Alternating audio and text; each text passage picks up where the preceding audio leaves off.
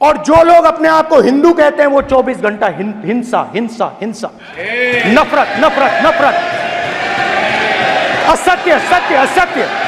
आप हिंदू हो ही नहीं। ये विषय बहुत गंभीर है। पूरे हिंदू समाज को हिंसक कहना ये गंभीर विषय है। डरो मत, डराओ मत। जो खुद को हिंदू कहते हैं वो हिंसा करते हैं। ये संसद सत्र के शुरू होने के साथ ही राहुल गांधी का जो सबसे पहला भाषण आया है वो ये आया है संसद सत्र में खड़े होने के बाद से ही। एनडीए सरकार पर वो लगातार हमलावर हैं और हमलावर होने के साथ ही उन्होंने कई ऐसी बातें भी कही हैं जो कहीं ना कहीं हिंदू सेंटिमेंट्स को ठेस पहुंचा रही है। लेकिन राहुल गांधी पहले ऐसे नेता बन गए हैं जिन्होंने 100 से ज्यादा नियमों का उल्लंघन भी कर दिया है। नेता प्रतिपक्ष हैं, लेकिन यहां पर जो भी घोलमेल चल रही है अभी संसद सत्र में, उसके ऊपर ही हम आपको जानकारी देने वाले हैं। ये पूरा विश्लेषण नेशनल खबर का आज राहुल गांधी के उसी भाषण को लेकर होने वाला है। हमारे साथ हमारे गेस्ट मौजूद होने वाले हैं देवव्रत मिश्रा जी, जो कि राजनीतिक विश्लेषक हैं, और इससे पहले भी हम उनसे जो है उड़ीसा की राजनीति को लेकर चर्चा कर चुके हैं। हमारे साथ हमारी गेस्ट मौजूद हैं। सर, आपको बहुत स्वागत है। Thank you. एंड आपने पूरा भाषण राहुल गांधी का कल सुना है। नेता प्रतिपक्ष होने के नाते जो चीजें उन्हें बोलनी चाहिए वो ना बोलकर कुछ अलग, एक अलग दिशा में पहुंच गए हैं। वो हिंदू की बात करने लगे हैं। जो हिंदू अपने आप को कहते हैं वो हिंसा करते हैं। आपको क्या लगता है जो प्रोजेक्ट करने की कोशिश इंडिया गठबंधन ने किया? इस बार 10 साल के बाद पहली बार चांस मिला है ऑपोजिशन को नेता देने के लिए, प्रतिपक्ष के नेता बनने बिल्कुल के लिए। और राहुल गांधी जब एलओपी बने, जो लीडर ऑफ ऑपोजिशन बन गए, तो लोग ये उम्मीद कर रहे थे कि अब ये आदमी थोड़ा सा रिस्पॉन्सिबल बन जाएंगे। मतलब अब जो पहले जो इनमें से बचपना था या जो थोड़ा सा लूज कमेंट्स देते थे उससे हटेंगे और अब प्रॉपरली एक लीडर ऑफ ऑपोजिशन के नाते जो बिहेव करना चाहिए संसद में वो करेंगे। पहले तो हम बात करते हैं कि लीडर ऑफ ऑपोजिशन होते क्या है। मतलब वो एक बहुत ही रिस्पॉन्सिबल पोजीशन है। उनको ये कहा जाता है कि वो शैडो प्राइम मिनिस्टर है। उनका काम खाली ये नहीं है कि गलतियां निकालना या वो इलेक्शन में जो हुआ था उसके बारे में बात करना। उनका काम है हर वक्त सरकार को टोकना जब वो कुछ गलत कर जाए। तो उससे क्या होता है, वो हमेशा ये ख्याल रखते हैं कि सरकार चलता रहे। एंड दैट्स व्हाई प्रतिपक्ष नेता को बोला जाता है कि वो शैडो प्राइम मिनिस्टर है जी। तो हमें लगा था कि राहुल गांधी में बहुत सारे परिवर्तन आएगा। तो जिस दिन बने थे उस दिन अगर आपने नोटिस किया होगा तो अपने कुर्ता पैजामे में आ गए थे, अपना टी शर्ट को छोड़ के इसमें आ गए थे, जो पहले कभी वो पहनते थे जब वो छोटे थे। बिल्कुल। उसके बाद से उनका वो व्हाइट टी शर्ट चल रहा था। तो हमें लगा था कि कुछ चेंजेस होंगे एंड मोदी जी का भी उनके तरफ देखना कुछ चेंज होगा। बट जो कल जो हुआ, मतलब जो अभी जो पार्लियामेंट का जो ओपनिंग सेशन था उनका जी, वो कुछ और बताया। इट वाज लाइक जैसे आप मॉडर्न जमाने में जैसे रोस्टिंग जिसको कहते हैं कि आजकल रोस्ट का जमाना है। मतलब हर 5-6 लोगों को एक साथ बिठा के रोस्ट करते हैं। बिल्कुल ऐसे ही लगा कि जैसे राहुल गांधी कल बैठ के रोस्ट ही कर रहे थे अपोजिशन को पार्लियामेंट में। बिल्कुल। तो मे भी एक नया पार्लियामेंट का लुक आ रहा है जो जिसमें इस तरह के नेता आ रहे हैं जो रोस्ट कर रहे हैं इंस्टेड ऑफ प्रॉपर एक नियम के अंदर रह के बोलना है, उसको छोड़ के ये रोस्टिंग पे चले गए हैं। बिल्कुल। तो ये है। और आप जैसे बात किया कि हिंदुत्व जो शुरुआत उन्होंने किया, वो हालांकि मतलब इस बार उनका तेवर भी बड़ा तीखा था एंड बहुत एग्रेसिवली उन्होंने अटैक किया, सबको स्टार्ट किया। मे भी उनका थोड़ा न्यू फाउंड कॉन्फिडेंस भी आ गया है कि भाई मतलब 99 सीट मिल गए हैं एंड अपोजिशन के लीडर बने हुए हैं। तो मे भी ये एक रीजन है, अलग कॉन्फिडेंस आ गया है। तो उस हिसाब से उन्होंने बात स्टार्ट किया। बट मुझे लगा कि जो रूलिंग पार्टी है उन्होंने उनको चांस भी दिया कि आप बोलते रहो, तो आप गलतियां करते रहो। जितने गलतियां करोगे उतना पब्लिक की नजर में आप आओगे। तो ये मुझे लग रहा है रूलिंग पार्टी का जो आइडिया था। बट राहुल गांधी इस बार जो किए उसमें मुझे लग रहा है कि उनमें कुछ एक दिमाग में कुछ प्लान है। उस बेसिस पे जैसे अयोध्या से जो जीते हैं उनको बगल में बिठाया गया था, और जैसे अपने अवधेश प्रसाद, बिल्कुल उनको बगल में बिठा के एक पॉइंट आया जिसमें उन्होंने बोला कि राम जी का मैसेज मिल गया आपको, हाँ। उन्होंने आपको बिल्कुल मैसेज दे बिल्कुल दिया। बिल्कुल। तो उनका मतलब इस बार का तेवर थोड़ा अलग था। आपको लग सकता है कि वो 100 से ज्यादा नियम का तो उल्लंघन किए हुए हैं, वो तो फैक्ट है, ये तो पहले नेता बन चुके हैं। हाँ, तो कर चुके हैं। बट साथ साथ उन्होंने एक बहुत ही मतलब स्ट्रिक्ट वे में उन्होंने सबको अटैक किया इस बार। तो वो भी थोड़ा इंटरेस्टिंग है, यहाँ तक कि उन्होंने स्पीकर को भी नहीं छोड़ा है। स्पीकर को भी बोल दिया कि आप उनसे झुक के हाथ मिलाए, जबकि मेरे साथ आपने सीधा खड़े होकर हाथ मिलाए, आप उनके साथ झुक के हाथ मिलाए। मतलब वो उनका ये कहना था कि भाई आप स्पीकर हैं लोकसभा के, आप सबसे बड़े हैं, तो आप प्रधानमंत्री से भी ऊपर हैं यहाँ पे, तो आप झुक के नहीं मिला सकते हैं। तो उन्होंने किसी को नहीं छोड़ा है इस बार। नहीं, वो किसी को नहीं छोड़ा, वो तो समझ आया, लेकिन ये कहना कि अपने भाषण के दौरान वो ये कहते नजर आए कि जो हिंदू अपने आप को कहते हैं वो हिंसा करते हैं। हालांकि उन्होंने बाद में ये साफ भी की कि वो जो ऑपोजिशन पार्टी है उन पर ये कटाक्ष कर रहे हैं, लेकिन फिर भी इस तरीके की बात कह जाना, वो ऑपोजिशन लीडर होते हुए। हाँ, मतलब पार्लियामेंट की मर्यादा का तो उन्होंने पूरा उल्लंघन किया है। और ऐसे बोलना मतलब कि सारे हिंदुओं को उन्होंने अपने अगेंस्ट में कर दिया। जिस तरह से उन्होंने लाइन बोला कि अगर आप हिंदू अपने आप को कहते हो तो आप हिंसक हो, तो वो तो बहुत ही गलत लाइन था। एंड बाद में मुझे लग रहा है वो पार्लियामेंट से वो एक्सपंज हो गया है वो लाइन सारे, क्योंकि उन्होंने सत्यपाठ करने से तो किया नहीं, तो उल्लंघन वो सारे एक्सपंज हो चुका है।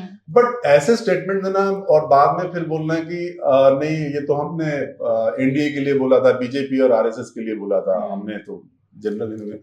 But at the same time मुझे लग रहा है इस बार उनका स्टैंड थोड़ा सा डिफरेंट हुआ है। इस बार वो जो माइनॉरिटी से हटके या कास्ट से हटके अब उन्होंने हिंदुओं को भी अपने साथ लेने की कोशिश की है। इसीलिए जैसे आपने देखा होगा वो शिव जी का फोटो लेके खड़े हो गए, मतलब अलग अलग धर्मों के धर्म गुरु भगवान सबकी तस्वीरें लाके वो अभय मुद्रा बता रहे हैं।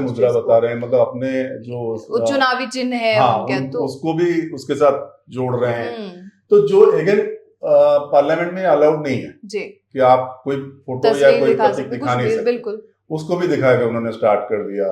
और मेरे को लगता है कि वो रेस्पॉन्सिबली बिहेव नहीं किया है। उन्होंने जिस तरह से अग्निवीर को लेके बात किया जी, वो एक देश में ना आप अविश्वास जो होता है उसको फैलाने के काम कर रहे हैं, वो भी सेना बल के साथ। एंड उनका कहना है कि पीएमओ का क्रिएशन है, जबकि फैक्ट वो भी नहीं है। उन्होंने बोला कि मैं पंजाब में एक अग्निवीर के घर गया था जो शहीद हो गए थे और उनको नहीं मिला है, which is not a fact, factually it is wrong. Rajnath Singh खड़े होकर तुरंत उसको काउंटर भी किए।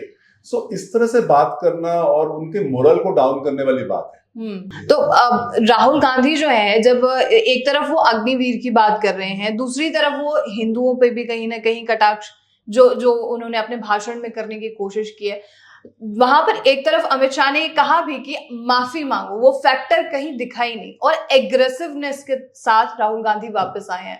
तो आपको क्या लगता है? बिल्कुल, इस बार इनका स्टैंस बहुत ही एग्रेसिव है। उनको लगता है कि एग्रेसिवली मैं सब कुछ पुट करूं, तो उस हिसाब से उन्होंने स्टार्ट किया। इनका बेसिक आइडिया है कि हिंदू को साथ में लेने का, बिकॉज वो एक जगह पे उन्होंने ये भी कहा है कि माइनॉरिटीज सारे बीजेपी से परेशान है, तो माइनॉरिटीज को उन्होंने अपने साथ ले ही लिया है। उसके साथ उनका है कि मैं हिंदुओं को भी लूंगा, बट उनको एक्चुअली कहीं पे जो लाइन ड्रॉ करना है वो आता नहीं है।